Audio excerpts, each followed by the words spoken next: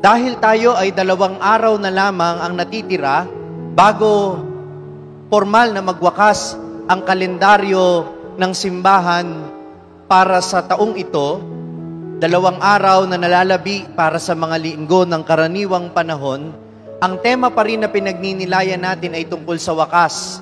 At para sa mga ngayon palang nagsimba o sa ngayon palang nakasama sa ating live streaming, ang tinutukoy na wakas dito ay mayroong 2 mukha.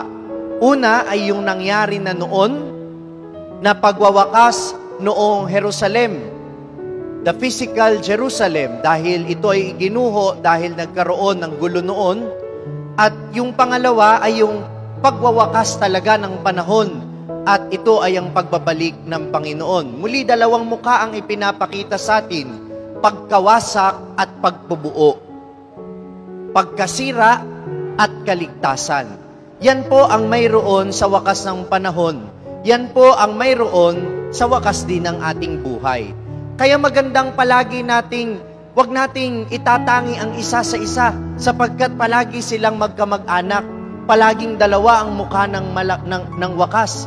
Isang masaya, isang malungkot. Pagkasira, pagkabuo, pagkawasak, kaligtasan. Nasa kahuli-hulihan magkakaroon ng pagkawasak, pero ang kahuli-hulihang mangyayari ay ang pagliligtas ng Panginoon. Ibig sabihin ay malapit nang maghari ang Diyos. Kaya sa tuwing mayroong nangyayaring hindi maganda sa ating buhay, huwag tayo kaagad-agad nasisiraan ng loob. When another door closes, another window opens, or another door opens. Kapag kami isang yugto ng buhay natin na natatapos, mayroong panibagong yugto na nabubuksan. Kaya ang anong pinapakita sa atin dito, wag na wag tayong mawawalan ng pag-asa, anuman ang mangyari. Alam ba ninyo na ang mahal na Birhen ay nagpakita kay Santa Catarina de la Borey noong panahon na mayroong giyera sa bansang Pransya, 1830. At doon sa gyerang yun, ang mga tao takot. Kung ngayon, takot ang mga tao na lumabas dahil natatakot silang tamaan ng sakit. Nung mga panahong yun, takot silang lumabas kasi natatakot silang tamaan ng bala. Kasi may giyera, kasi may namumuong gulo. At nagpakita ang mahal na Birhen upang maging tanda ng pag-asa, hindi lang para kay Santa Catarina de la Borey, kundi maging sa lahat ng tao sa mundo. Kaya nung sa una niyang pagpapakita, ang sabi niya kay Santa Catarina, mayroon kang misyon mula sa Diyos. At kapag ginampanan mo ang misyon na ito, maraming mag-uusig sa iyo, mahihirapan ka, marami kang pagsubok na pagdadaanan, hindi magiging madali. Pero maging panatag ka, sapagkat ang Diyos at ang aking grasya ay palagi mong kasama. At ito rin ang mensahe sa atin ng mahal na Birhen sa araw na ito.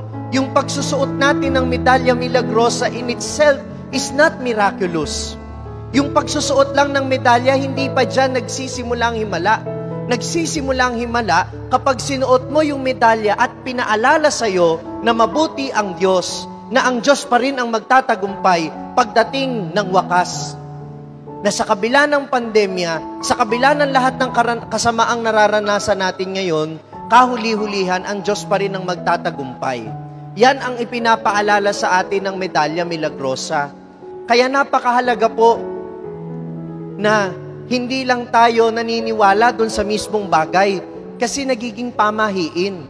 Dapat buo ang ating pananampalataya, buo ang ating kalooban na ang Diyos ay nagbibigay ng biyaya. Uulitin ko, hindi yung medalya ang naghihimala, kundi ang Diyos. Ginagamit niya ang medalya bilang paalala sa atin na ang kanyang biyaya ay patuloy na umiiral sa kabila ng lahat ng ating nararanasan.